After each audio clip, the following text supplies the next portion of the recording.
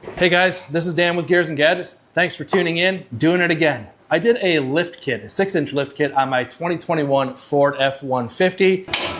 Oh no!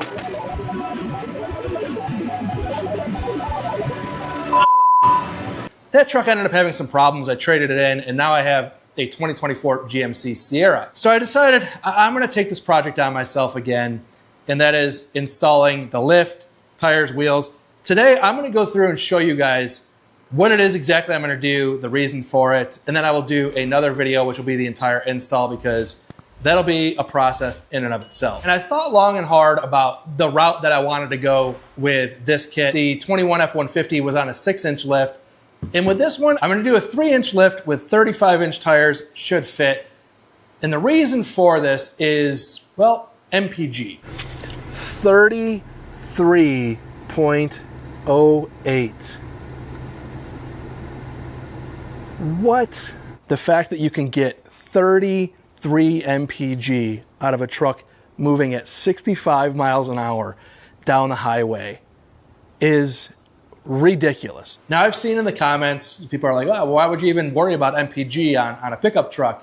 As if it's not good to get good gas mileage. I was actually shocked with the MPG out of this truck, and I would like to keep some of it if I can. So I decided to go with a 3-inch lift because it's probably the best in-between kind of modest lift with still doing some ridiculous king shocks in the process, which I'm super pumped about.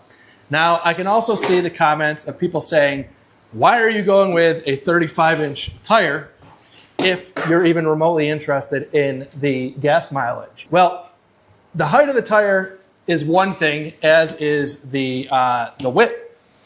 This tire I picked specifically because it is an 11.5-inch wide tire. A lot of guys, when they're doing their lifts, go with a 12.5-inch because it's wider and maybe it looks a little bit beefier. But this one is a 35, 1150, 17. And the reason for this is there's a lot of benefits going with a narrow track width tire. And that is, number one, it doesn't get as drifty on the highway. Also better gas mileage because you have less rolling resistance. And ultimately, in terms of like off-roading, a lot of like old farm tractors have kind of like the narrower tires because they actually sink in and then bite and allow you to kind of get some traction. So there's a lot of debate back and forth on width of tire.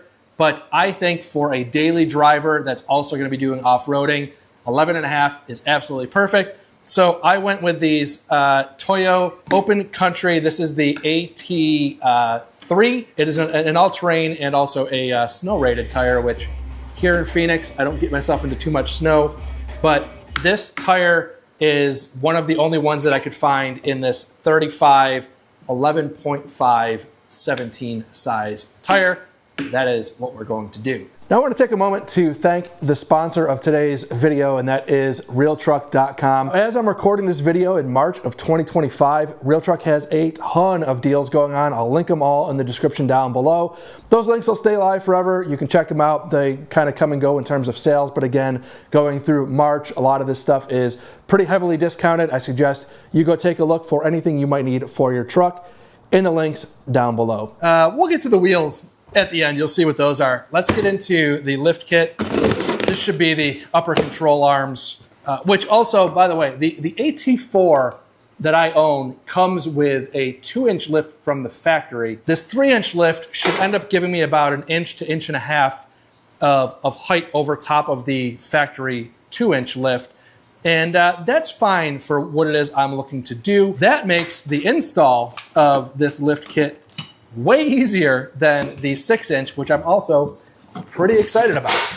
So here you can see, this is all you have to deal with. At the end of the day, you basically just have some spacers for the rear end of the truck, and then some U-bolts for obviously tightening all that stuff down, some spacer blocks, and then the upper control arms, which also have to be replaced for the new longer suspension. So with that, you're not really getting into a whole bunch of frame modification. The lift that I did last time, the 6-inch, if you're going to DIY that, it's going to take you much longer than what this 3-inch lift is going to take in the garage, and you guys will see that in that install video. Now we'll get to the star of the show here, which I'm super excited to open these things up. These are the King shocks. We'll start with the rears. These things are, I absolutely love opening up new shocks. It's just, it's exciting. These are massive. These are the 2.5-inch reservoir shocks for the rear end. You also have an adjuster for dampening here, which is a nice thing to have. And then here you have the reservoir with some really nice fins kind of cut in there. These shocks, when you get into like really high quality shocks, the fit and finish of these things is something to really enjoy. So this is going to be the rear shock setup. And to get to the real big boys, these are much heavier. These are your front shocks. Never look a spring in the eye. The front 2.5-inch King shock, which again, this thing is pretty beefy to say the least. Just again, a very, very nice piece with, of course, your dial here for adjusting suspension firmness. Really nice feature to have. This one should be a good install. Drop this back in here to the side. Whoa. All right. Now to show you guys the wheels that I went with. Anytime you're going to open wheels, be very careful with the razor blade. You just want to barely score the tape because you also don't want to score the wheel itself. These are a Method race wheel, and I chose this because I think it just fits the color scheme of the truck absolutely perfectly. So this is the Method 305 double black.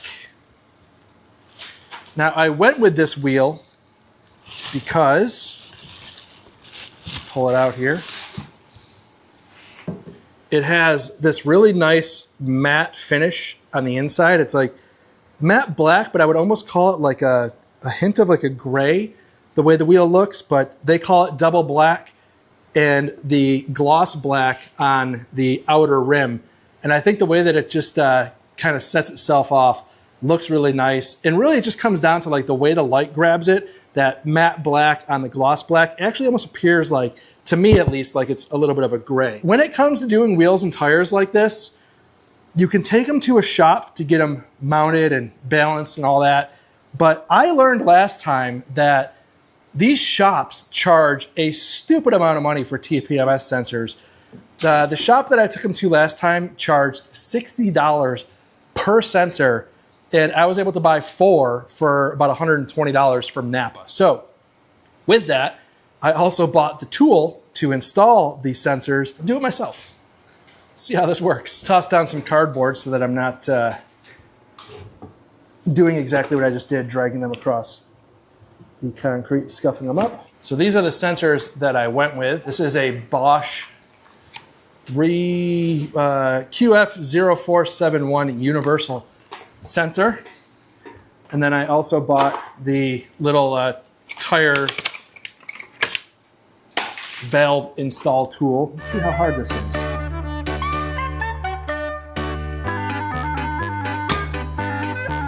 And we broke it. Nope, broke that one too.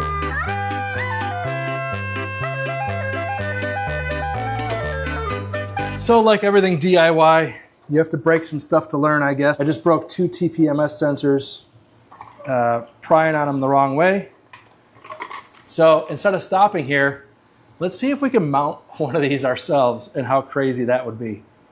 I'm guessing this is also a really dumb idea.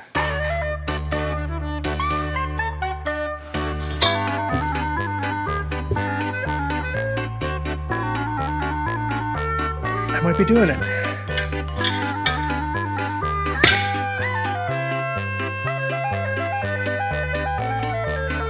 All right, the mounting, we'll have that done at a shop. We tried. That's all that matters. Rather fail trying than not try at all. All right, the valve stem thing started out with good intention, and then trying to mount the tires was absolutely ridiculous. I ended up taking them to get done. They are now mounted, balanced. It cost me $222.29 for mounting and balancing, and also 2 TPMS sensors. It wasn't worth it. Don't do it. Good intention, didn't work out. So what I'm gonna do now is, before I install the 3-inch lift, which is basically inch and a half on the 2024 GMC Sierra, I'm actually gonna mount these 35s. I wanna see if these 35s can fit on the truck, totally stock, with this specific setup. Let's see if it fits and what kind of trimming you would have to do if you weren't gonna lift your truck, because I think that could be interesting. We'll see if it'll fit without them. Might as well give it a shot. We are rubbing right here. So I do need to take this off, which I was kind of anticipating. Maybe trim this back. Let's see how I can do that. Oh, and then just a tiny little bit here, and I can trim that back too.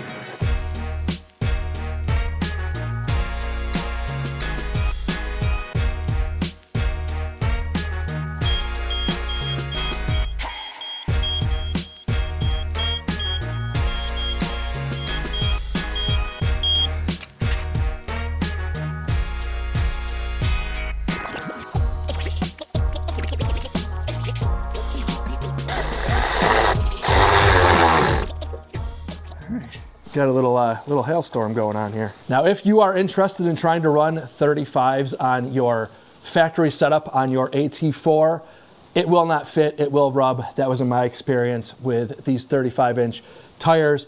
And now that it's actually up on the lift, I still have a little bit of rubbing that I'm gonna take a look at. I might be able to actually just jack the suspension up a little bit. That's going to be the next video, is the install of this whole setup. And this video, I just kind of wanted to go through all the parts and pieces and humiliate myself a little bit with trying to mount these wheels and tires, which is an absolutely stupid thing to try to do yourself. If I wasn't a YouTuber, I would have never tried to do it. I thought, yeah, maybe this will be good for views.